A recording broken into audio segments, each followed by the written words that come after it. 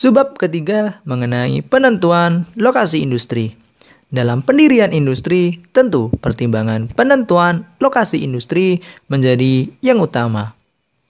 Secara umum, untuk menentukan lokasi industri memperhatikan kemudahan akses atau aksesibilitas. Dalam suatu kegiatan usaha ataupun kegiatan ekonomi, lokasi menjadi syarat yang sangat penting untuk dipertimbangkan. Hal ini terkait dengan kemudahan akses atau seberapa mudah lokasi itu dapat dijangkau dan juga sangat strategis untuk melakukan kegiatan usaha. Sehingga secara umum, tujuan penentuan lokasi industri adalah memperhatikan lokasi tersebut dapat diakses atau juga strategis. Namun, terdapat beberapa para ahli yang memiliki pendapat yang berbeda-beda. Di antaranya, yang pertama ada teori lokasi menurut Alfred Weber. Teori lokasi Alfred Weber mendasarkan pada risiko biaya rendah, terutama untuk biaya transport angkut bahan baku dan mendistribusikan barang dan jasa. Berbeda halnya dengan tujuan umum pendirian lokasi, menurut Weber, penentuan lokasi industri harus didasarkan pada biaya yang minimum, baik untuk biaya angkut bahan baku ataupun pendistribusian dari barang jadi tersebut. Kemudian, Weber membagi pendirian lokasi berdasarkan 3 orientasi. Adapun orientasi tersebut terdapat 3, yakni pendirian industri mendekati bahan mentah atau bahan baku, pendirian industri di dekat pasar, dan pendirian industri di dekat tenaga kerja. Maksud pembagian ini bertujuan untuk mencari risiko biaya yang paling minimum. Rumus indeks material. Adapun rumus indeks material digunakan untuk menentukan orientasi dari pendirian lokasi industri. Alfred Weber menggunakan indeks material ini melalui rumus di bawah ini, di mana berat bahan baku dibagi berat barang jadi. Adapun ketentuannya adalah apabila nilai IM atau indeks material lebih dari 1, maka lokasi industri berorientasi pada bahan baku. Hal ini menunjukkan jika berat bahan baku lebih berat dibandingkan berat barang jadi, maka industri tersebut akan berorientasi atau didirikan di dekat bahan baku. Selain tersebut, faktor lain yang menjadikan industri tersebut harus didirikan di daerah dekat barang baku tentu tidak terlepas dari mudah rusaknya bahan baku tersebut. Hal ini yang menjadikan orientasi lokasi industri harus didirikan dekat bahan baku. Kemudian apabila nilai IM kurang dari 1, maka lokasi industri berorientasi pada pasar. Hal ini mengindikasikan bahwa berat barang jadi apabila lebih berat dibandingkan bahan baku, maka menjadikan lokasi industri tersebut harus berorientasi pada pasar. Berikut ini disajikan sebuah gambar yang mewakili rumus indeks material. Adapun ditunjukkan oleh gambar 1, gambar 2, dan juga gambar 3. Berdasarkan rumus indeks material, lokasi industri dapat mengacu dekat dengan bahan baku ataupun dekat dengan pasar. Maka coba kita perhatikan gambar kedua dan ketiga. Sesuai dengan ketentuan atau keterangan berikut ini. R1 sampai dengan R2 dinyatakan sebagai raw material atau bahan mentah. Kemudian M yang berada di atas ini diartikan sebagai pasar. Mari perhatikan gambar 2 berikut. Di gambar kedua dinyatakan bahwa gambar P2 atau lokasi industri dekat dengan raw material atau dekat dengan bahan baku. Hal ini merujuk pada rumus indeks material, maka didapatlah angka lebih dari 1. Hal ini menyatakan bahwa industri tersebut memiliki bahan baku yang berat, sehingga industri tersebut untuk meminimalkan biayanya didirikan di dekat bahan baku. Adapun contoh dari industri yang dekat dengan bahan baku adalah industri pengalengan ikan. Industri tersebut mengacu pada sifat barang atau sifat bahan baku yang mudah rusak, sehingga pendirian lokasi industri didekatkan pada bahan baku. Selain industri pengalengan ikan, terdapat pula industri semen yang berada dekat dengan bahan bakunya yakni perbukitan kapur. Kemudian merujuk pada gambar yang ketiga. Pada gambar yang ketiga diperlihatkan lokasi industri yang berupa P3 tidak dekat dengan raw material atau bahan baku. Adapun lokasi industri di gambar sketsa 3 ditunjukkan mendekati area pasar. Hal ini menunjukkan rumus indeks material didapatkan angka kurang dari 1.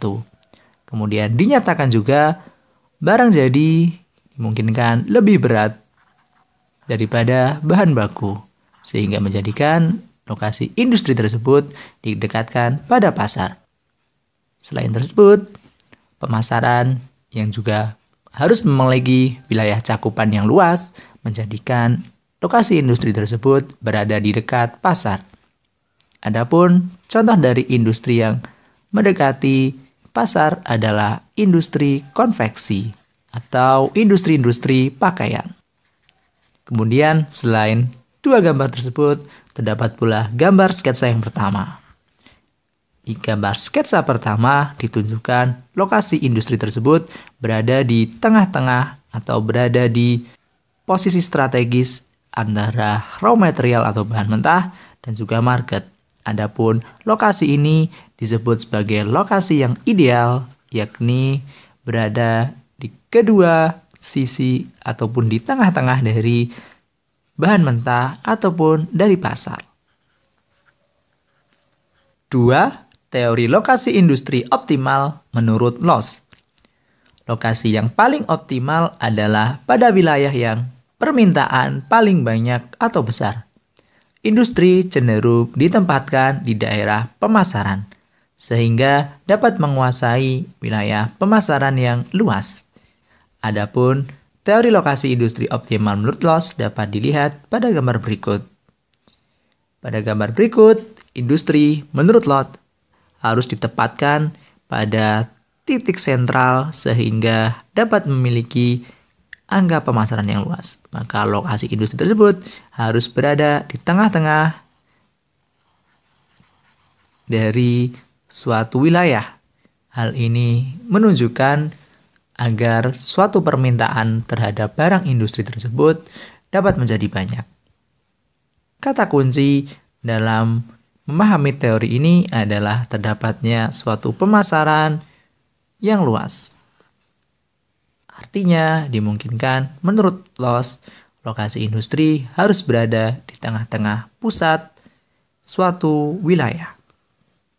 Faktor-faktor penentuan lokasi industri. Dalam pendirian industri, tentu pertimbangan penentuan lokasi menjadi syarat yang utama. Hal ini tidak terlepas pula oleh beberapa faktor berikut ini. Yang pertama adalah faktor pokok. Faktor pokok meliputi lokasi bahan baku, sumber tenaga kerja, biaya angkutan, daerah pemasaran, modal, serta sumber energi. Faktor-faktor ini menjadi faktor utama selain lokasi yang menentukan berdirinya suatu lokasi tersebut. Di sini meliputi bahan baku, sumber tenaga kerja sebagai orang yang mengoperasionalkan kegiatan usaha tersebut, kemudian biaya angkutan yang tentunya ditujukan untuk seminimal mungkin atau minimum. Selain itu, daerah pemasaran atau pasar, kemudian modal, dan juga sumber energi dari bahan baku tersebut. Beberapa hal ini ditambah pula dengan yang faktor kedua, yakni faktor tambahan. Meliputi iklim, relief, atau ketersediaan air.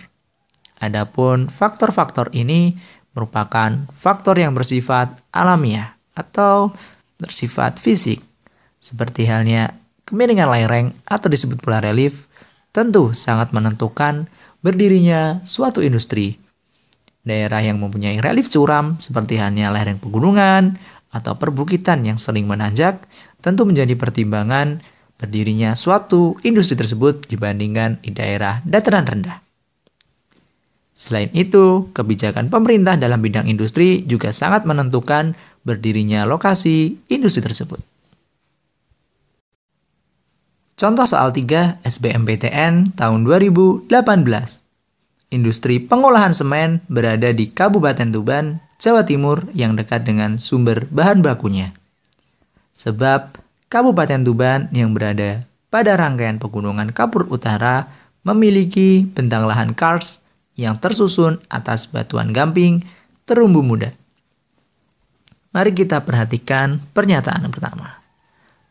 Pernyataannya bunyi bahwa industri semen berada dekat pada bahan bakunya.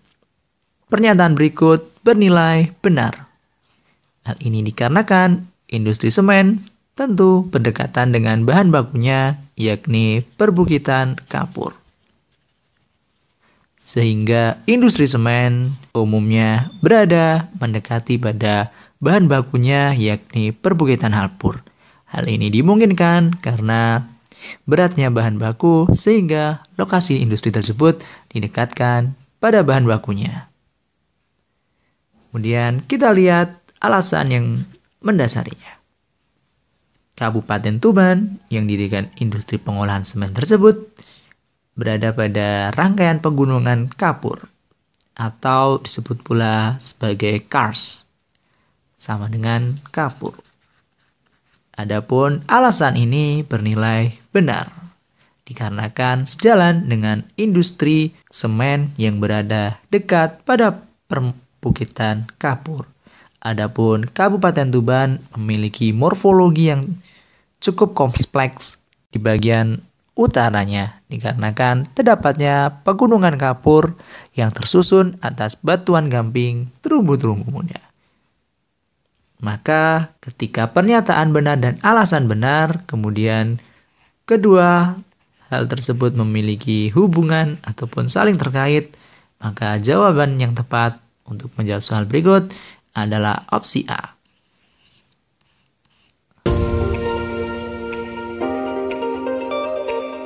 Subbab keempat mengenai persebaran industri di Indonesia. Persebaran industri di Indonesia dapat dibagi menjadi 8 wilayah pusat pertumbuhan industri. Adapun pembagian ini didasarkan karena adanya sumber daya alam di masing-masing wilayah, sehingga pada masing-masing wilayah pusat pertumbuhan industri memiliki industri prioritas yang akan dikembangkan. Untuk yang pertama ada WPPI Sumatera bagian utara.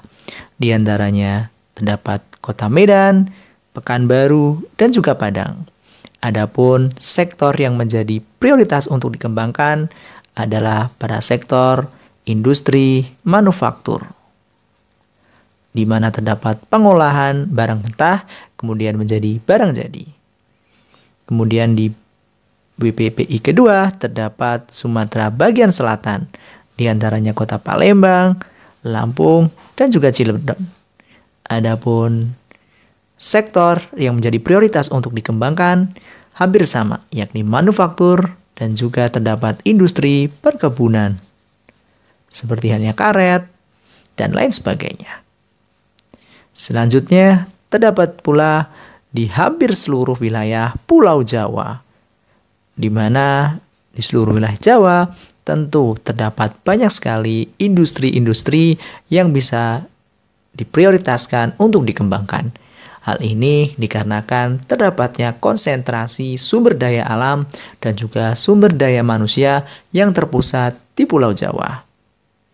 Adapun industri pertanian, perdagangan, dan juga bahan tambang jadikan seluruh wilayah Pulau Jawa menjadi prioritas untuk dikembangkan. Kemudian selanjutnya ada di bagian Kalimantan Timur. Adapun wilayah Kalimantan Timur menjadi industri kehutanan dan juga bahan-bahan tambang. Selanjutnya untuk wilayah Sulawesi terdapat kota Makassar, Palu dan Minahasa yang juga dikembangkan untuk wilayah-wilayah tambang.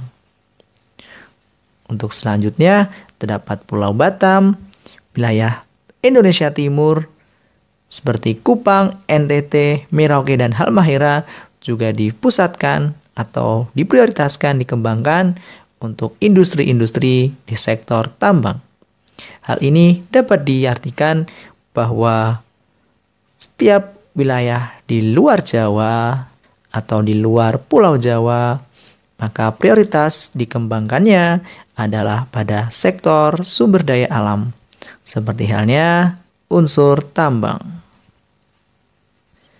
Untuk adanya pemerataan industri di setiap wilayah atau setiap daerah, maka perlu diadakan wilayah pusat pertumbuhan industri. Hal ini sejalan dengan tingkat pemerataan pembangunan di Indonesia masih belum merata. Oleh karenanya, untuk menghindari terjadinya pembangunan sentralistik, maka perlu adanya pemerataan di setiap wilayah pulau Indonesia. Hal ini untuk memberikan dampak pertumbuhan untuk setiap wilayah untuk diprioritaskan untuk lebih berkembang lagi. Relokasi industri.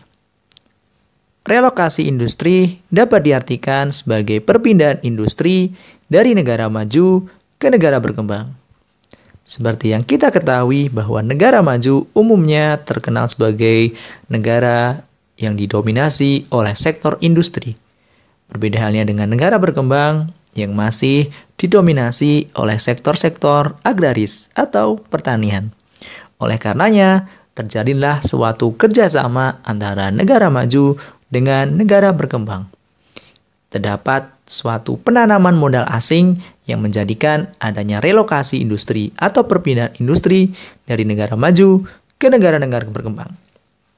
Adapun perpindahan industri tersebut mengakibatkan beberapa dampak, baik untuk negara maju ataupun bagi negara berkembang. Yang pertama, kita akan membahas mengenai dampak positif bagi negara berkembang atau bagi negara tujuan. Dampak positif dari terjadinya perpindahan industri, yang pertama adalah menghasilkan barang untuk pemenuhan kebutuhan. Selain itu, mengurangi angka pengangguran. Hal ini sejalan dengan pembukaan industri yang tentunya akan membuka lapangan pekerjaan baru. Hal ini menjadikan penduduk di negara-negara berkembang tentu dapat bekerja di sektor industri yang baru dibangun. Hal ini tentu dapat mengurangi tingkat pengangguran di negara berkembang tersebut. Dampak lainnya tentu dapat meningkatkan pendapatan masyarakatnya yang bekerja di bidang industri. Selain itu, juga mampu meningkatkan pendapatan negara dari ekspor. Adapun hasil dari industrialisasi tentu tidak hanya dapat dijual di wilayah-wilayah Indonesia saja. Namun kelebihan jumlah industri atau hasil produk-produk industri dapat pula dijual ke mancanegara melalui ekspor. Selain dampak-dampak positif yang telah dikemukakan, terdapat pula dampak positif lainnya bagi negara berkembang. Seperti halnya terjadinya pertukaran ilmu dan juga teknologi, di mana negara maju tentu akan memberikan suatu dampak dengan pemberian pemahaman mengenai ilmu pengetahuan dan juga teknologi yang tentunya lebih maju dibandingkan di negara berkembang. Tidak selamanya relokasi industri bagi negara berkembang akan berdampak positif. Namun terdapat pula dampak negatif dari relokasi industri bagi negara berkembang. Di antaranya adalah terjadinya polusi udara dan juga pencemaran air. Hal ini dikarenakan industrialisasi atau pembangunan industri tentu menyebabkan kualitas baik udara, air, tanah tentu dapat tercemar karena hasil limbah dari proses industrialisasi.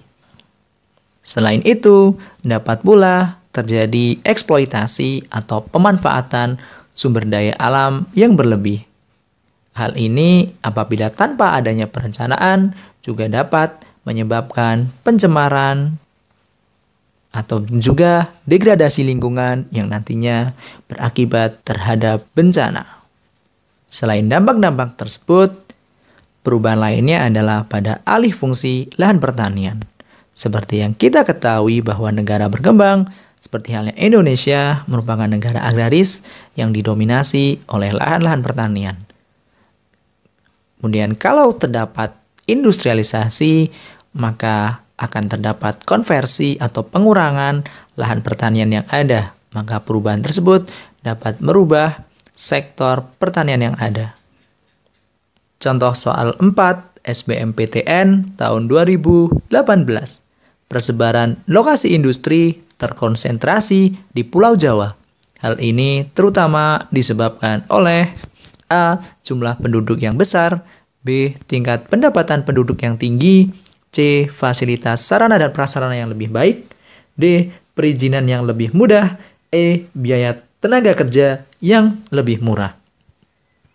Perlu kita ketahui bahwa Indonesia merupakan salah satu negara dengan jumlah penduduk yang besar. Adapun jumlah penduduk yang besar terpusat atau terkonsentrasi di Pulau Jawa. Dibandingkan pulau-pulau lainnya, Pulau Jawa merupakan pulau terpadat di Indonesia. Hal ini menjadikan industri-industri juga terkonsentrasi atau terpusat di Pulau Jawa. Hal ini sejalan dengan industri di Indonesia yang berorientasi pada tenaga kerja. Hal ini ditujukan untuk mengurangi angka pengangguran yang ada. Oleh karena itu, hal yang menyebabkan terkonsentrasinya di Pulau Jawa adalah disebabkan karena opsi A, jumlah penduduk yang besar atau tinggi, sehingga sejalan dengan orientasi dari industri itu sendiri untuk mengurangi angka pengangguran sehingga orientasinya pada tenaga kerja.